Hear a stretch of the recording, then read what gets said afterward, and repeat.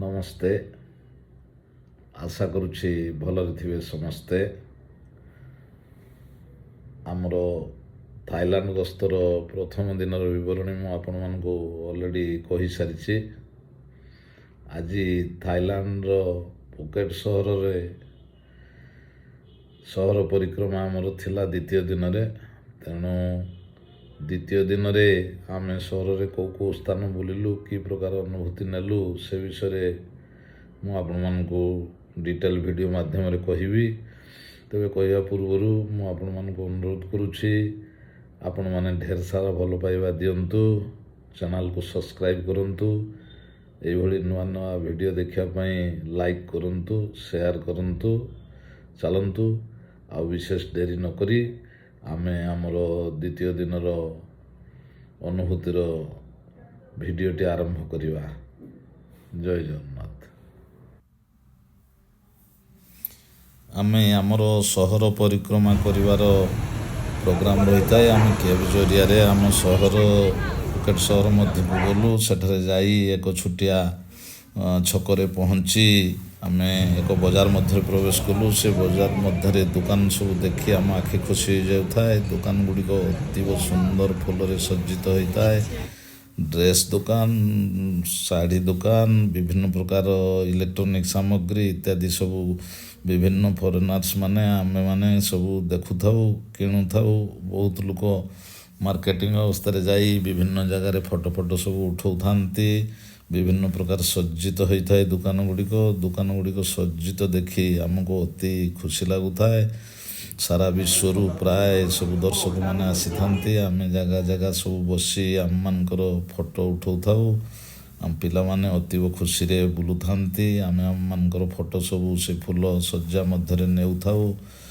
ସବୁ ଚାରିଆଡ଼େ ବୁଲି ଦେଖି ରାସ୍ତାଘାଟ, ଦୋକାନ ବଜାର ଏତେ ସୁନ୍ଦର ଲାଗୁଥାଏ। ବିଭିନ୍ନ ଜାଗାରେ ସମସ୍ତେ ଫଟୋ ଉଠାଉଥାଇ ଭବିଷ୍ୟତ ମେମୋରି ପାଇଁ ଫରେନର୍ମାନଙ୍କ ସହିତ ସମୟ ମଧ୍ୟ ଫଟୋ ଉଠାଉଥାଏ। ବିଭିନ୍ନ ପ୍ରକାର ଦୋକାନ ବଜାରର ସଜ୍ଜିତ ଦେଖି ଆମେ ସବୁ ଆଖି ଆମର ଖୁସି ହୋଇଯାଇଥାଏ। ରାସ୍ତାଘାଟ ଯେପରି ସୁନ୍ଦର, ଦୋକାନ ଗୁଡ଼ିକ ମଧ୍ୟ ତାଠୁ ଆହୁରି ଅଧିକ ସୁନ୍ଦର। ଦୋକାନ ଦେଖି ସେଠାରେ ଛାଡ଼ି ଆସିବାକୁ ଇଚ୍ଛା ହେଉନଥାଏ। ସମସ୍ତେ ସବୁ ନାଚରେ ଅତି ଆନନ୍ଦରେ ଖୁସି ହେଉଥାନ୍ତି। ଛୋଟ ପିଲାମାନେ ମଧ୍ୟ ବହୁତ ଖୁସି ହେଉଥାନ୍ତି। ଆମର ଅତି ଖୁସିରେ ତା ବାପା ମାଆଙ୍କ ସହିତ ସବୁ ଫଟୋ ଉଠାଉଥାଏ। ସାମାନ୍ୟ ମେଘ ଫିସି ଚାଲିଥାଏ, ସେ ପାଇଁ ଛତାର ବ୍ୟବହାର ମଧ୍ୟ ଆମେ କରୁଥାଉ। ଚାରିପଟ ବୁଲାବୁଲି କଲା ପରେ ଆମେ ଏକ ସ୍କୁଲ ପାଖରେ ଯାଇ ପହଞ୍ଚିଲୁ। ତାଙ୍କ ପିଲାମାନେ ସବୁ ସ୍କୁଲ ବୁଲାଉଥାନ୍ତି। ସ୍କୁଲ ସମ୍ମୁଖରେ ଏକ ସୁନ୍ଦର ଷ୍ଟଲଟିଏ ସଜା ହୋଇଥାଏ। ସେଥିରେ ବିଭିନ୍ନ ପ୍ରକାର ଜିନିଷ ବିକ୍ରି ହେଉଥାଏ। ଆମେ ଶେଷରେ ଆମ କ୍ୟାବ୍ ପାଖରେ ଆସି ପହଞ୍ଚିଲୁ। ସେଠାରୁ ଛାଡ଼ି ଯାଇ କାଜୁ ଫ୍ୟାକ୍ଟ୍ରିରେ ପହଞ୍ଚିଲୁ। କାଜୁ ଫ୍ୟାକ୍ଟ୍ରିରେ ବିରାଟ କାଜୁ ଛବି ରହିଥାଏ। ସେଠାରେ ଛିଡ଼ା ହୋଇ ଆମେ ଫଟୋ ଉଠାଇଲୁ। କାଜୁ ଫ୍ୟାକ୍ଟ୍ରିର ଭିତର ସୁନ୍ଦର ଡେକୋରେସନ୍ ହୋଇଥାଏ। ସେଠାରେ ଆମେ ମଧ୍ୟ ସମସ୍ତେ ମିଳିମିଶି ଫଟୋ ଉଠାଇଲୁ ଏବଂ ଫ୍ୟାକ୍ଟ୍ରି ଭିତରେ କିପରି କାଜୁ ପ୍ରୋସେସିଂ ହେଉଥାଏ ତାହା ମଧ୍ୟ ଦେଖିଲୁ। ଶହ ଟନ୍ କାଜୁ ପ୍ରୋସେସିଂ ସେଠାରେ ସବୁ କର୍ମଚାରୀମାନେ କରୁଥାନ୍ତି। କାଜୁକୁ ସୁନ୍ଦର ରୂପେ ପ୍ରୋସେସିଂ କରାଯାଏ। କାଜୁ ଫ୍ୟାକ୍ଟ୍ରିର ବାହାରେ ସବୁ କାଜୁ ବାଦାମ ଗଛ ରହିଥାଏ। ସୁନ୍ଦର ଜଳରେ ସଜ୍ଜିତ ହୋଇଥାଏ। ବାଦାମ ଖୁବ୍ ସୁନ୍ଦର ଦେଖାଯାଉଥାଏ। ଆମେ ସେ କାଜୁ ଫ୍ୟାକ୍ଟ୍ରି ବୁଲାବୁଲି କରି ଶେଷରେ ଆସି ଏକ ଇଣ୍ଡିଆନ୍ ରେଷ୍ଟୁରାଣ୍ଟରେ ପହଞ୍ଚି ଆମେ ଲଞ୍ଚ କଲୁ। ସେଠାରେ ଲଞ୍ଚ ଆମର ସମ୍ପନ୍ନ ସାରି ଆମେ ଯାଇ ଟାଇଗର ପାର୍କରେ ପହଞ୍ଚିଲୁ। ଟାଇଗର ପାର୍କରେ ଅନେକ ବାଘ ରହିଥାନ୍ତି। ପୁକେଟ୍ ସହରର ଟାଇଗର ପାର୍କ ଅନ୍ୟତମ ଆକର୍ଷଣ। କାରଣ ଯେତେ ସବୁ ଭିଜିଟର୍ସ ମାନେ ଆସନ୍ତି ସମସ୍ତେ ଅତି ନିକଟକୁ ଯାଇ ବାଘକୁ ଛୁଇଁବାର ସୁଯୋଗ ପାଆନ୍ତି। ବାଘକୁ ଆଣୁଛନ୍ତି, ଧରନ୍ତି। ସେମାନଙ୍କୁ ବାଘ କିଛି କ୍ଷତି କରେ ନାହିଁ, କାରଣ ତାର ମାଷ୍ଟର ତା ପାଖେ ରହିଥାଏ। ସମସ୍ତେ ପାଖରେ ରହିଥାନ୍ତି। ସେମାନଙ୍କୁ ଏମିତି ଭାବେ ପାଳା ଯାଇଥାଏ ଯେ ସେମାନେ ଦର୍ଶକଙ୍କର କୌଣସି କ୍ଷତି କରନ୍ତି ନାହିଁ।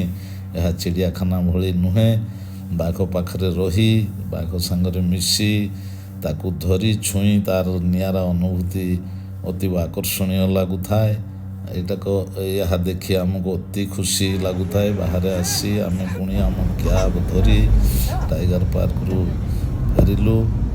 टाइगर पार्क फेरी पुकेट सहर थिबा बिग बुद्ध निकटरे पहुँचलु। बिग बुद्ध अतीब पहाड़ उच्च पहाड़ शृंगे बुद्धदेव को प्रतिमूर्ति सेठारे स्थापन करा जाय थाए। बुद्धदेव सेठारे तपस्यारत थिले।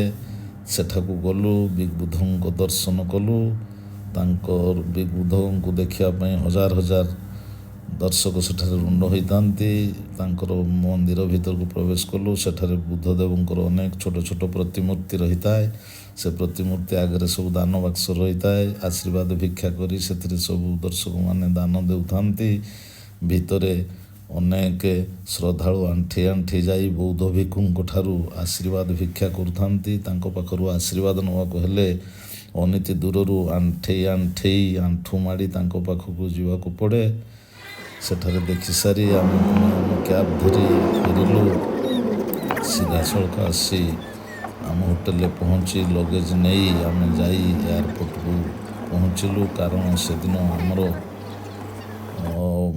पुकेट सहरु बैंकॉक दे पटाया को जीवाकू थाए। तेणु पुकेट सहर मध्यरे आमे आमर समस्त लगेज को जांच करी बोर्डिंग पास करी डोमेस्टिक फ्लाइट रे आमे पुकेट रु बैंकॉक को फेरिबा पाई समस्त कार्यक्रम करूथाउ। लाइन धरी समस्ते गोटी गोटी पासपोर्ट चेकिंग करी टिकट संग्रह कलु।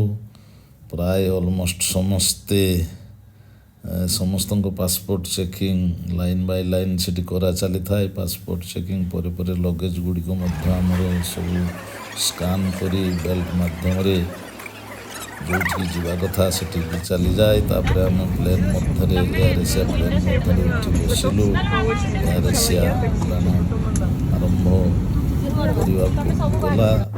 उड़ान आरंभ पुकेट सहर दृश्य पुकेट सहर दृश्य अति सुंदर देखा जाए। धीरे धीरे एरोप्लेन ऊपर उठी चली था। शेष से बैंकॉक रे पहुँचला।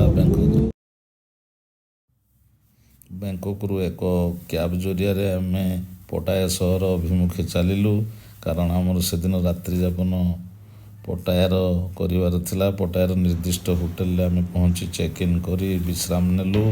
आसंता काली कुआडे बुलिबु पुणी परवर्ती भिडियो रे आपन को जणाइबी। नमस्कार।